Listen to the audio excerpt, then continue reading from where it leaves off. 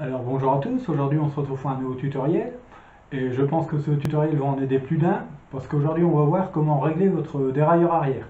Alors pour cela il ne va pas vous voir grand chose en outil, il vous faut juste tout simplement une clé plate de 9 et un petit tournevis plat. Rien de plus, rien de moins. Allez, on se retrouve dans quelques secondes pour la suite de l'opération.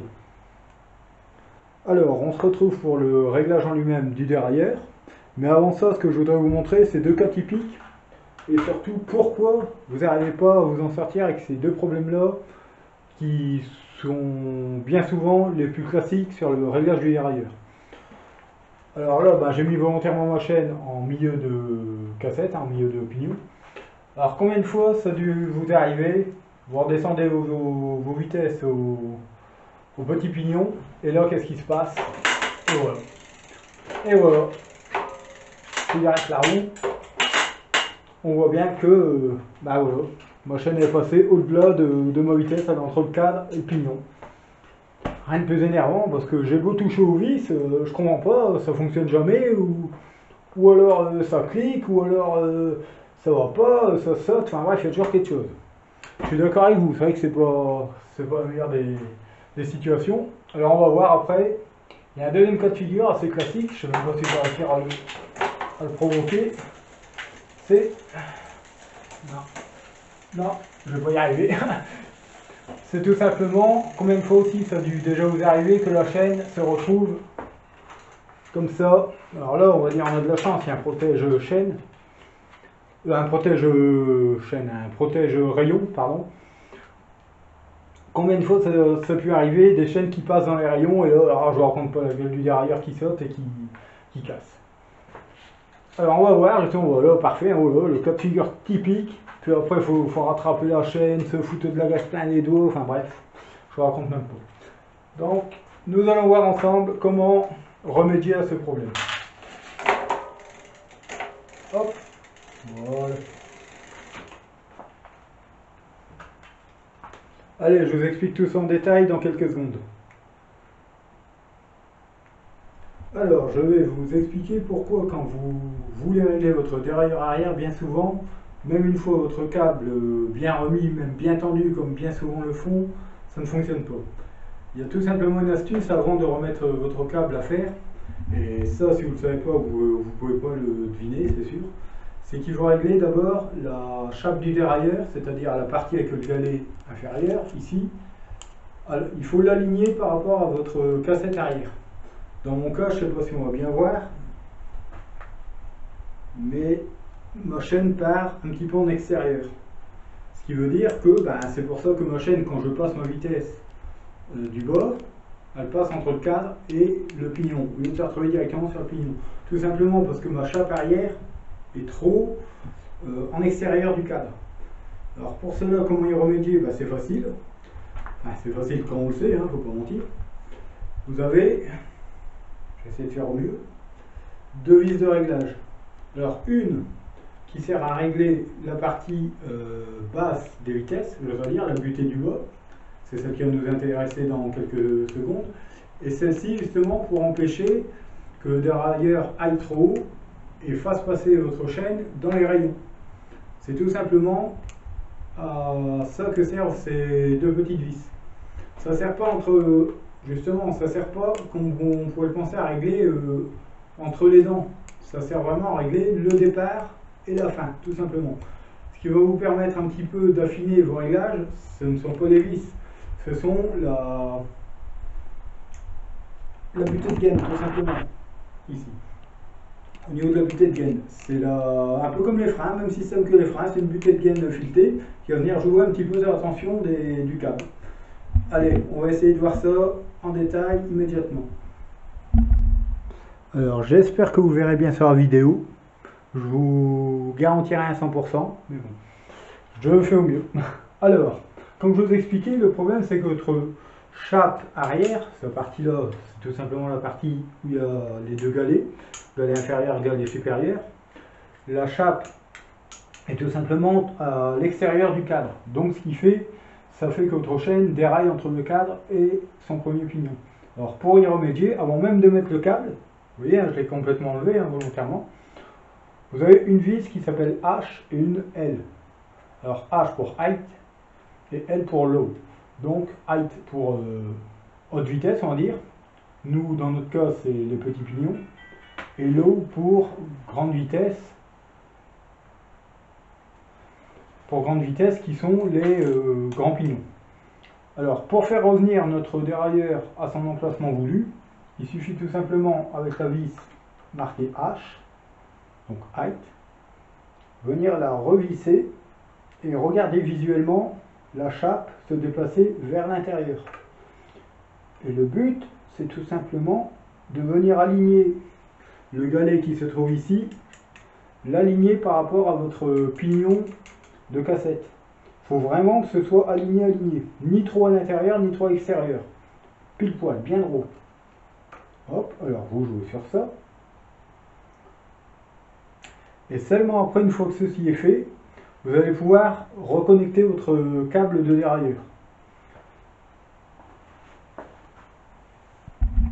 Alors, maintenant que votre chape est réglée pour la vitesse du bas, c'est-à-dire le petit pignon, on va pouvoir raccorder le câble de dérailleur au dérailleur en lui-même. Alors pour cela, rien de compliqué, comme je vous l'ai expliqué, même pas besoin d'une pince, une simple clé de 9 plate. Alors du 9, hein, pas du 10, parce que c'est du Shimano, et Shimano c'est du 9, c'est comme ça. Alors pour cela, rien de compliqué, je vais pas me mettre devant. Je vous ai expliqué tout à l'heure, je vous parlais un peu de la butée de gaine filetée. Rappelez-vous ce que je vous disais dans le tutoriel de changement de câble de frein arrière. Il faut, pareil que une butée de gaine de frein, il faut laisser à peu près la moitié du filetage déplacé entre le support de la butée et la butée en elle-même. Donc vous laissez une petite marge entre les deux pour pouvoir jouer à la fin si jamais il y a une erreur, pour rattraper un câble trop tendu ou pas assez tendu justement. Alors vous prenez votre câble, hop, excusez-moi, je repasse devant. Alors pour mon cas, hop. Donc normalement le câble, je ne sais pas si j'arrive à l'enlever, tant mieux. Non, je ne vais pas y arriver, je ne vais pas en avoir une là sous la main. Non. Alors je vais essayer de vous reconnecter le câble sans. Normalement j'ai pas le sertissage, donc normalement ça s'enfile. Bon, je vais le repasser sur le côté. Essayez. Voilà, bon, bref. On oublie. Donc, une fois que votre câble est repassé sur son attache, au niveau du petit écrou, hop, ici, bien comme ça, voilà. Pas besoin d'y aller à la pince et tirer comme un sourd, je veux dire, hein, comme un sourd. Vous venez maintenir votre câble à la main, de façon qu'il soit légèrement tendu ici. Vous le sentez, vous voyez, souvent il y a un morceau qui dépasse du câble, donc vous le sentez. En ayant pris soin de bien mettre au niveau de la poignée de vitesse vos vitesses sur les plus petites, sur le petit pignon, donc 6, 7, 8, voilà, hein, les plus basses que vous ayez. Et vous venez, en maintenant le câble, qui normalement est plus long puisqu'il est neuf, vous venez resserrer votre écrou de maintien de câble. Voilà, alors n'ayez pas peur, un dérailleur il va bouger, mais le câble, une fois qu'il est pris, il est pris. Voilà. Voilà, pas besoin de serrer comme un seau. Hop, une fois qu'il est bien pincé, c'est tout, il ne bougera plus. Donc une fois ceci fait, il ne vous reste plus qu'une chose à faire pour l'instant, sans s'occuper de la partie haute. Hein. Vous allez passer une vitesse par une vitesse et voir si tout se passe bien l'une après l'autre. Alors vous faites un essai, tout simplement. Vous voyez, là, je peux vous dire que j'ai un souci. Mon câble s'est détendu. Alors pourquoi mon câble s'est détendu? Tout simplement parce que je viens de le démonter et bien souvent tout bouge. Donc il faut que tout se remette en place. Vu que je viens de tirer avec ma manette, je vais le redesserrer. Donc je le redesserre pour ma part. Ça arrive. Pourquoi, comment, je ne sais pas trop, mais ça arrive. Donc voilà, votre câble est bien remis, bien resserré. Il est quand même un peu plus tendu. Vous refaites un essai. Et là on voit que le dérailleur il bouge, mais non, c'est pas encore ça. Hein. Vous voyez, quand je redescends la vitesse, ça passe plus au-delà du cadre. Il n'y a plus de soucis. Tout simplement parce que j'ai aligné ma chape au niveau de la cassette en elle-même. Je l'ai bien aligné par rapport au pignon. Donc, dans le cas où le dérailleur se déplace pas assez, ça veut dire tout simplement que votre câble n'est pas assez tendu. Donc là, vous venez jouer un petit peu sur la butée de gaine. Donc vous la desserrez un petit peu, hop, un tour et demi, hein, vous voyez, et vous refaites des essais. Voilà. Vous voyez, encore un petit peu. Hop, voilà. Et normalement, une fois qu'elle est bien tendue, toutes vos vitesses vont passer proprement, sans faire clic, clic, clic, tout va bien se passer. Hop, voilà. Hop. Alors des fois, il faut ajuster un petit peu en milieu de course. Vous allez me dire, oui, mais pourtant tout à l'heure, tu as dit que ça ne servait pas à... Oui, je suis d'accord, j'ai bien dit au niveau des vis, pas au niveau de la butée de gaine. Hein. C'est bien la butée de gaine qui sert à régler l'entrepignon, j'oserais dire. Tout simplement. Alors comment savoir si je suis trop tendu ou pas assez? Bah, tout simplement en regardant, il ne faut pas que la chaîne elle touche aucun des deux pignons intermédiaires.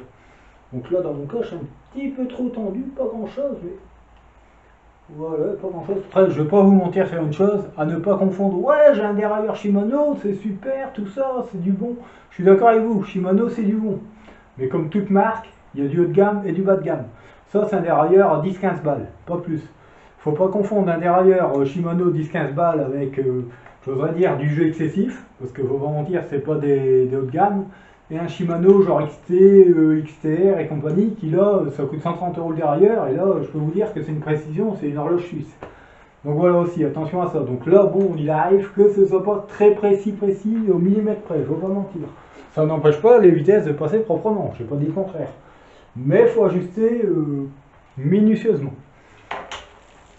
Alors voilà, j'ai rectifié mon problème. On rejoint un petit peu sur ma gaine ma butée de gaine. Normalement, hop, voilà. Alors ce qui peut se passer, justement, dernière vis de butée, on va y venir, c'est que si je force sur ma manette, et là ça va pas le faire, parce que je suis bien... Voilà, on entend. Vous voyez, il veut y aller, hein. Si je force un peu, il veut y aller. Regardez, regardez, on voit, il veut passer derrière. Ce qui veut dire que, dans mon cas, il va falloir que je resserre un tout petit peu la butée avec la lettre L, pour pouvoir faire revenir un tout petit peu le dérailleur vers moi. Parce que s'il continue à aller vers la jante, là c'est sûr, vous allez tout casser. Bon là vous avez le protège-chaîne qui vous sauve la mise, on va dire. Mais sinon, si vous n'avez pas ça, c'est rayon et un dérailleur neuf. Directement. Donc vous reprenez votre tournevis et vous venez jouer. De toute façon, vous allez le sentir. Si vous n'êtes pas embuté, voilà, hop, ça va taper. Hop, à un moment, vous allez sentir au niveau du vissage que ça vient se mettre en butée.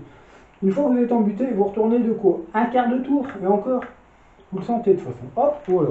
Parce que si vous serrez un peu de trop, je vais vous montrer après pourquoi. Voilà, hop, voilà.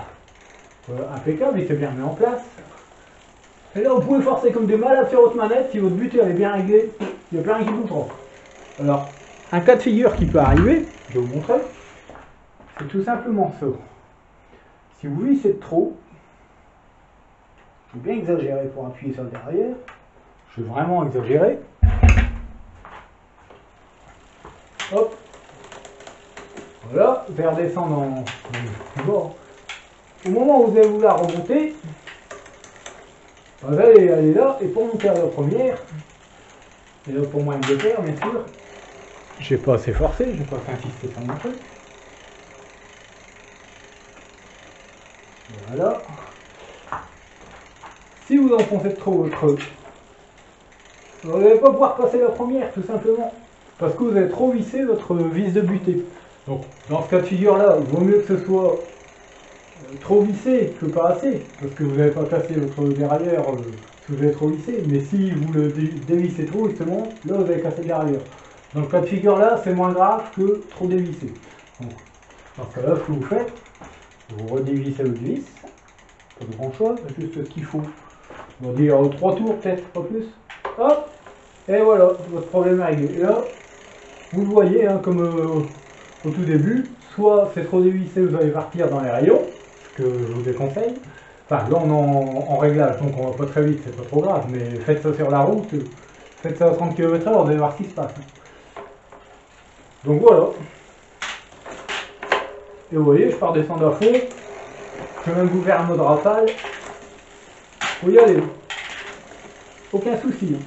Je peux y aller. Je peux les faire manette, ça bouge pas. Donc voilà. Vous venez de régler votre dérailleur tout simplement. Alors petit rappel. Hop là, je suis là. Alors petit rappel, ce qu'il faut à la base, c'est pas connecter votre câble de dérailleur en premier. Non, non, non. Ce qu'il faut, c'est régler votre chape pour qu'elle soit alignée au pignon. C'est ça la base. Si vous ne faites pas ça, vous pouvez toujours y aller, vous avez toujours un décalage quelque part, que ce soit en haut ou en bas.